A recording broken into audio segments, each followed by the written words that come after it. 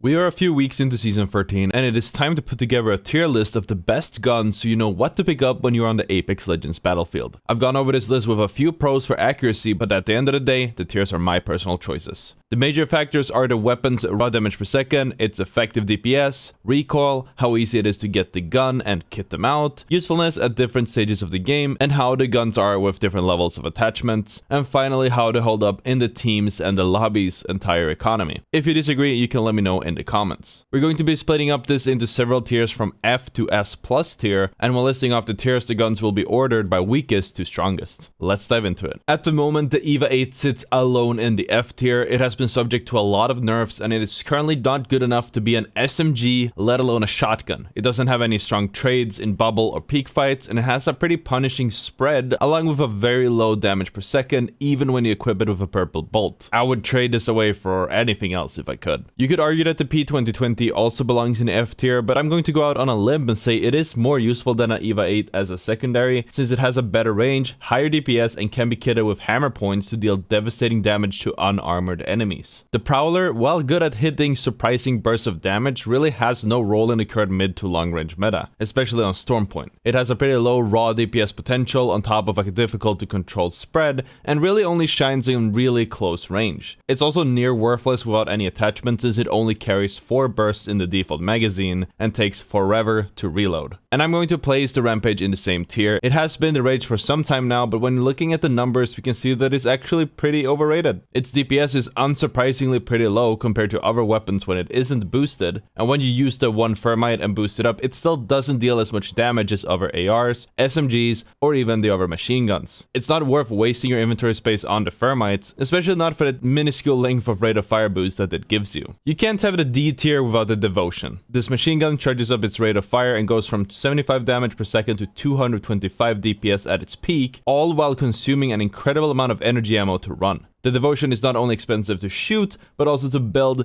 since it is near useless without a turbocharger, and it is far from its peak potential without a stabilizer and other attachments. One of the main reasons it places on the bottom of all the energy weapons is that despite having a turbocharger, you still need to rev the Devotion up. This wastes ammo and time to actually get solid damage, and you will end up trading damage, or in the worst case getting knocked just to secure a kill with it. Next up is the LStar with a decent damage output, overshadowed by its lack of control. The recoil pattern is sporadic, and the hipfire is near impossible to remain consistent with. There's also the overheating gimmick, which means that you need to pace your shots at times. The LStar does have larger projectiles than the rest of the guns on this list, and as a trade-off, the energy balls move pretty slowly, keeping it on a D tier. The Mozambique, in my opinion, is the best out of the 3 hammerpoint weapons. It's a sleeper pick and best suited as a secondary, as it relies on enemies being cracked, but it can output a crazy amount of damage in a short amount of time if you get close enough. It has a higher damage output than the EVA, both in consistent and in burst damage. You are, however, limited range-wise, and your DPS is overshadowed by most other guns on the roster, putting it in the upper D tier. To finish off the D tier, we have the RE45. It is a solid hammerpoint weapon, but it's decent without the attachment, and honestly, it doesn't really do that much. Its overall DPS is already kind of low, but the control is fairly good, and when using the iron sights, you don't get zoomed in, or your FOV doesn't get modified as heavily as any other gun, which some people might prefer. The RE45 has a strong one-clip potential if fully built, but it does fall short to other weapons in damage output, and it also requires you to hit almost the entire mag if you want a one-clip. Speaking of D tiers, to prove that you've got a huge D tier, here's a reminder to hit that like button. The triple take is the worst sniper and the worst marksman weapon. After charging up for about a second, it uses 3 bullets to accomplish damage to a target in a horizontal pattern. This horizontal spread makes the gun inconsistent, and while it may aid hitting targets moving horizontally, you still won't get the full damage from your shots. A max charge body shot does hit for 111 damage, and it is a solid pick for early game, especially with its quick scope potential, but it should be phased out for any other distance weapon on this list. The Spitfire is a step up from the Rampage, giving you the chance to more consistent damage without hurting your inventory space and overall economy. It has an okay raw damage per second output, but its strength lies in the magazine size. You can use the Spitfire to either clear entire unsuspecting teams without reloading, or in 1v1 fights where you dodge and hip fire until the enemy is forced to reload, giving you an opening to strike. It's only in the C tier since its damage output is pretty low, and if you and a non-Spitfire wielding opponent hit the majority of your shots on each other, you're gonna be the one to lose. It also doesn't help that you get significantly slowed down when when firing the Spitfire, making you an easier target as well. The Alternator is a hidden beast, and if Reddit was watching my videos, they would argue it's too low on this list. It has a solid damage output, around the same as the Spitfire, with a very stable and easy to control recoil and hipfire. The Alternator runs on light ammo and light attachments, making it the perfect gun to pick up in early game and collect attachments for, to then swap it out for a R99, car SMG, or R301 without any hassle. But it pales in comparison to those other guns damage-wise, and as such rounds off the C tier. The Hemlock has significantly lower DPS compared to its assault rifle class counterparts. You're also limited to either a burst or single fire spam mode, making it awkward to handle. The only reason it is in the B tier is because the damage isn't that bad compared to some of the weapons that are below it, as well as for its incredibly strong hipfire and early game presence. Next up, we've got the Bocek.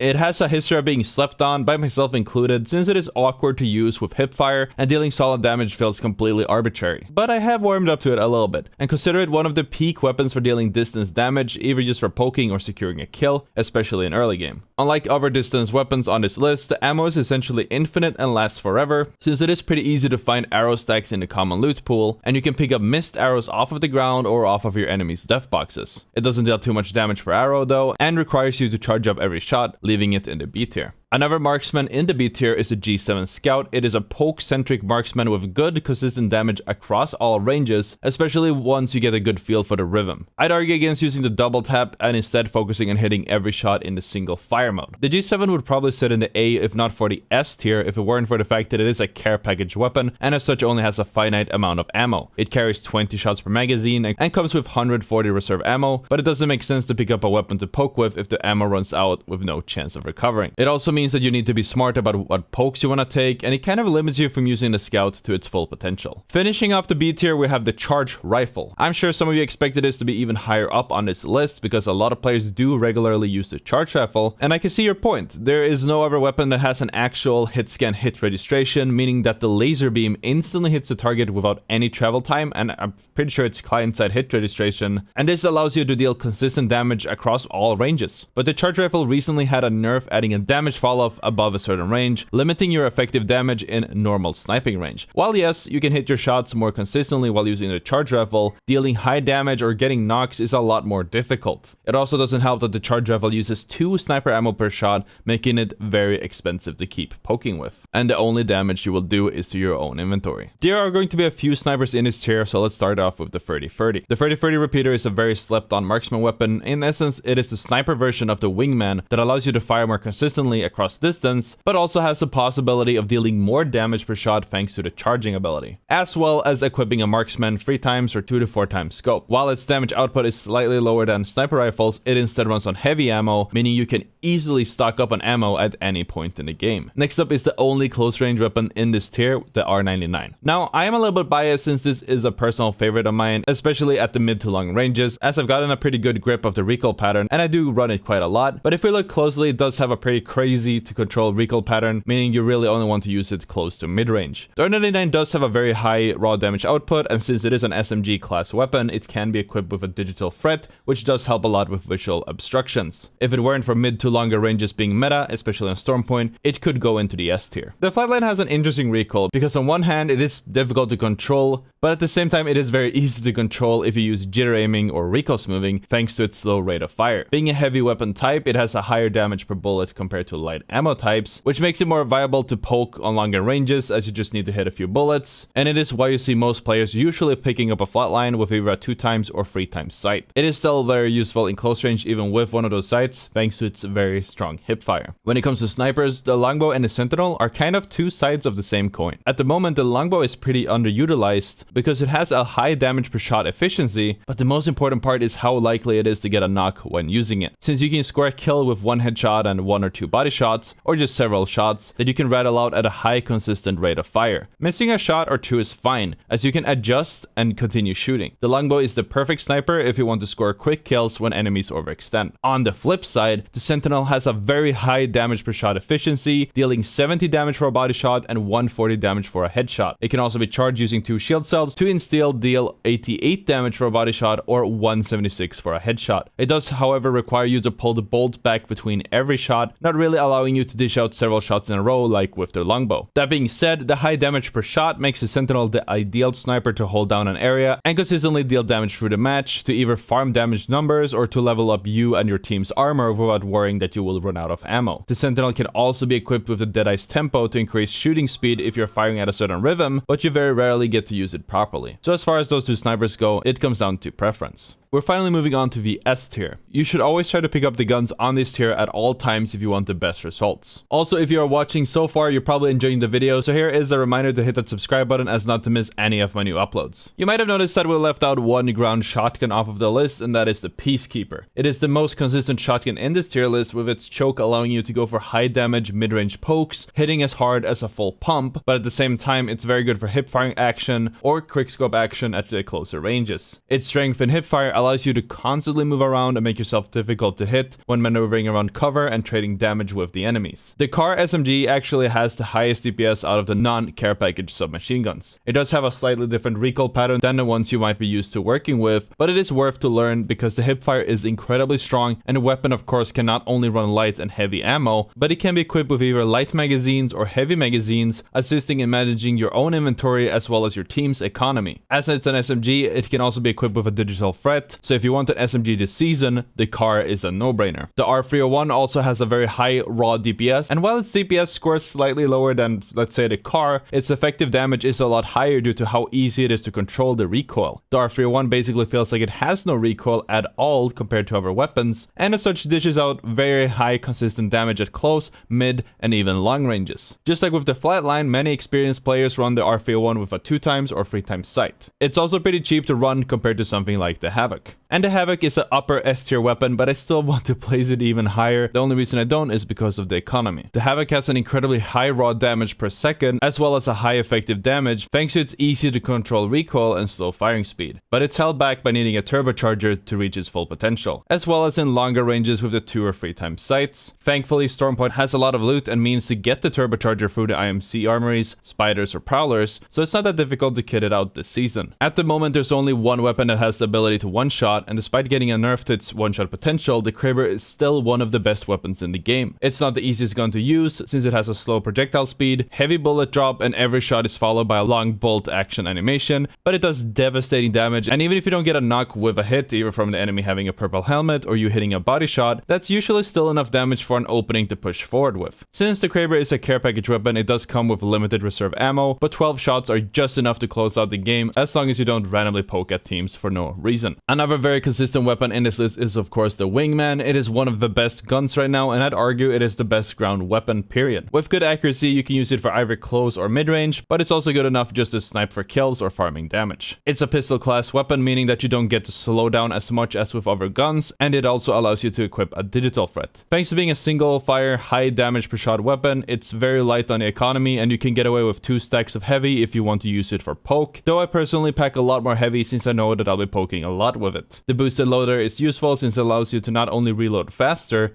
but have an increased magazine capacity. If you have a boosted loader, make sure that you always have the maximum possible shots in the magazine by emptying the gun until the last bullet and then reloading. I had to make another tier just for these two weapons since they are so good that they deserve their own tier past the S tier. It just wasn't fair to couple all of those guns together. First off, we have the Volt SMG. Despite being a care package weapon with a total of 238 ammo, it is one of the easiest weapons to control thanks to its slow fire rate and negligible recoil pattern, with a 202 damage per second raw DPS to boot. It also comes packed with a digital threat to give you a better target acquisition through smokes. And finally, the gun I'd say currently is the best weapon in the game, the Mastiff. It's a shotgun with horizontal spread that was recently buffed when it was put into the care package. The horizontal spread is tighter than the previous iterations of the gun, and the pellets are bigger, making it more forgiving and effective at slightly longer ranges than right up close. It also fires incredibly fast and reloads 2 shells at a time, making it the perfect weapon to not only kill someone with a double pump, but to fully 1v3 as well. And that's the entire Apex Season 13's weapons tier list. If you guys are interested in some more coaching and VOD reviews, I recommend that you check out the Patreon that I've linked in the description, where the next 2 tier 1 subscribers get a free VOD review worth hundreds of dollars. If you guys want to watch my Legends tier list, that video is available on the screen now. Thank you so much for watching, and I'll see you all tomorrow.